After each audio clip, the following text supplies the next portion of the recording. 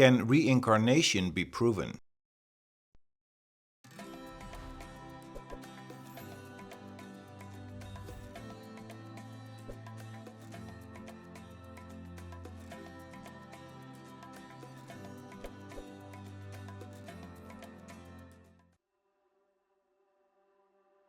Reincarnation or rebirth is a concept widely accepted in most Asian cultures, but still met with skepticism in the West.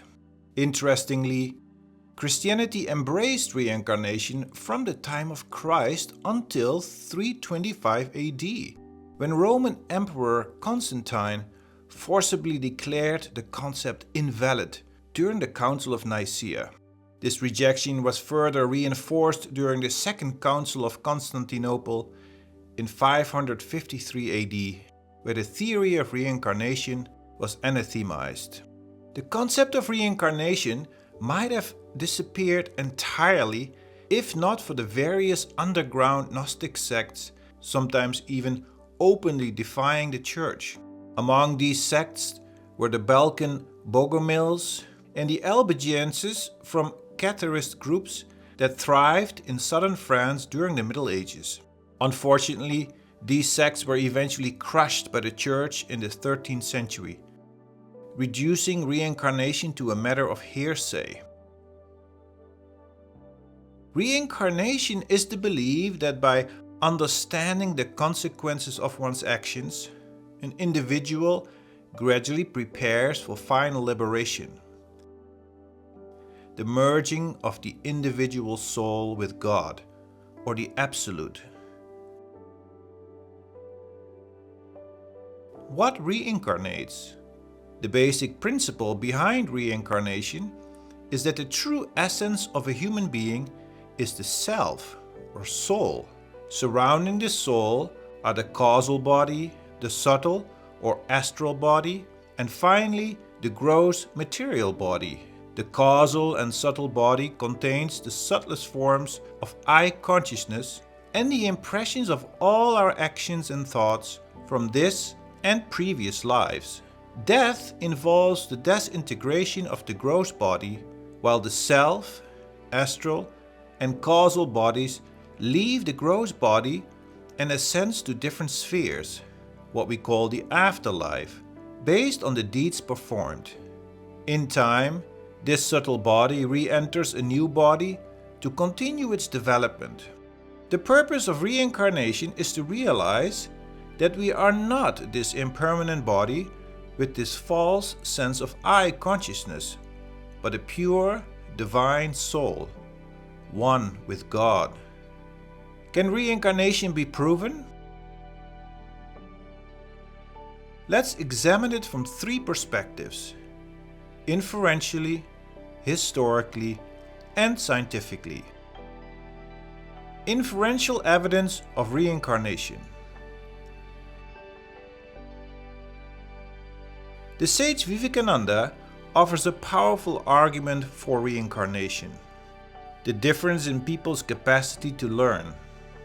Past mental impressions determine one's ability to learn and understand. If I see a dog, I can recognize it as such because I have seen dogs before. These old mental impressions allow me to distinguish this dog from other shapes and types of dogs. The same applies to all experiences in life. Additionally, hereditary transmission, social and economic circumstances in this life do not explain everything. Why are you who you are? Born into a particular environment with specific parents and genes? The answer lies in karma. How do we explain people born with incredible talents despite having ordinary parents? Is the birth of a Buddha, Jesus, Mozart or Einstein just a lucky mix of genes by some inexplicable natural force? More likely, it is the degree of manifestation of inherent divinity that sets geniuses apart from the rest of us. Many individuals, including countless saints and sages, have remembered their past lives, Should we dismiss all their statements simply because science cannot verify them? After all, can science measure love, grief, or hurt? A common argument against reincarnation is that most people are not conscious of it. However, this argument assumes that the entire soul is bound to the faculty of memory. If memory were the sole test of existence, then all forgotten moments of our lives must be non-existent, and those who lose their memory must cease to exist as well. Even infants display certain tendencies, such as fear of death. If tendencies result from repeated actions, then these tendencies must have roots in past lives. Ancient cultures have long believed in the cycle of rebirth, with rituals and teachings passed down through generations. Modern science is beginning to explore the mysteries of consciousness and memory, opening new avenues for understanding reincarnation. Personal testimonies and past life regression therapy provide compelling, albeit anecdotal, evidence of reincarnation. Across various religions and cultures, the belief in reincarnation persists, suggesting a universal quest for understanding our existence. Ultimately, the concept of reincarnation invites us to ponder the vastness of our existence and the interconnectedness of all life. Whether proven or not, the idea of reincarnation encourages us to live with greater awareness and compassion, knowing that our actions may ripple through lifetimes. Scientific evidence of reincarnation. Most people believe that hereditary transmission, particularly DNA, determines who we are.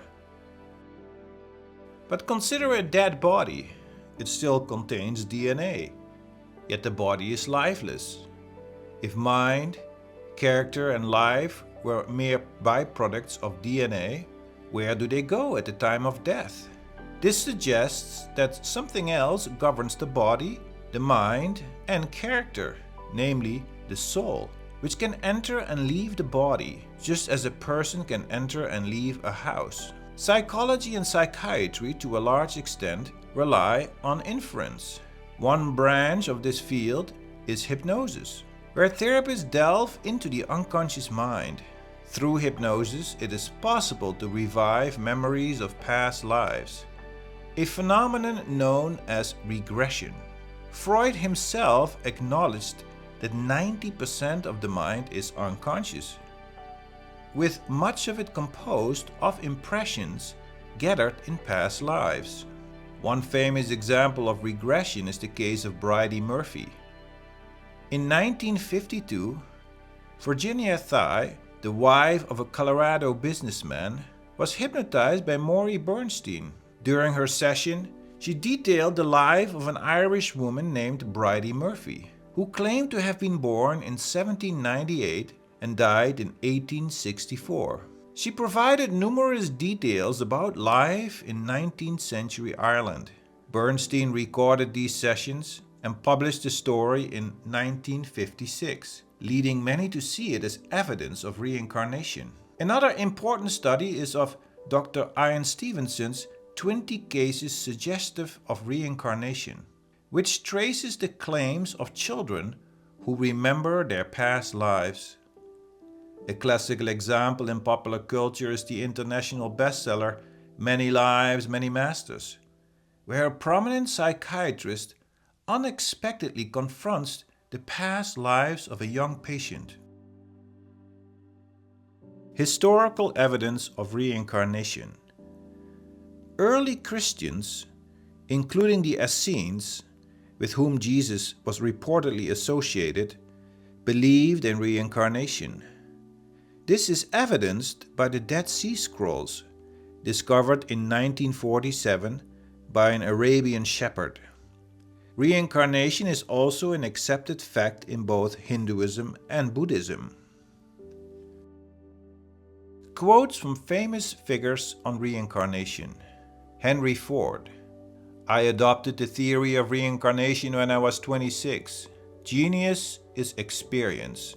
Some think it is a gift or talent, but it is the fruit of long experience in many lives. Schopenhauer, were an Asiatic to ask me for a definition of Europe, I should be forced to answer him, it is that part of the world which is haunted by the incredible delusion that man was created out of nothing, and that his present birth is his first entrance into life.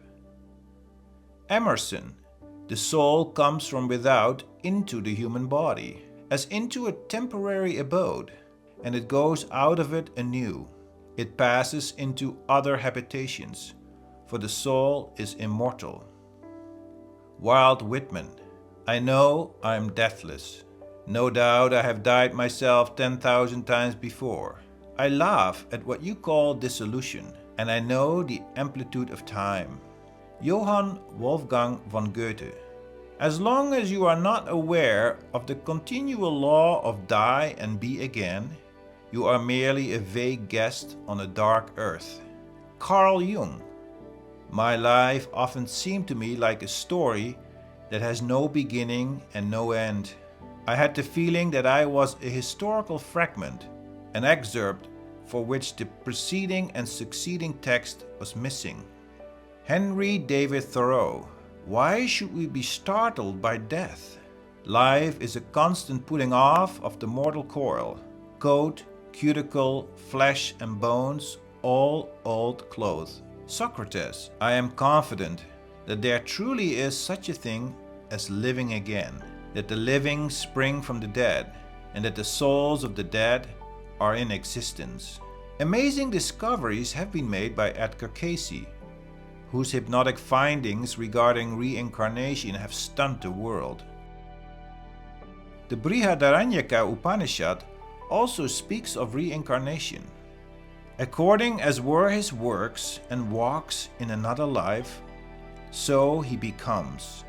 He that does righteously becomes righteous. He that does evil becomes evil. The Bhagavad Gita, one of the most widely known Indian religious texts, affirms the doctrine of reincarnation.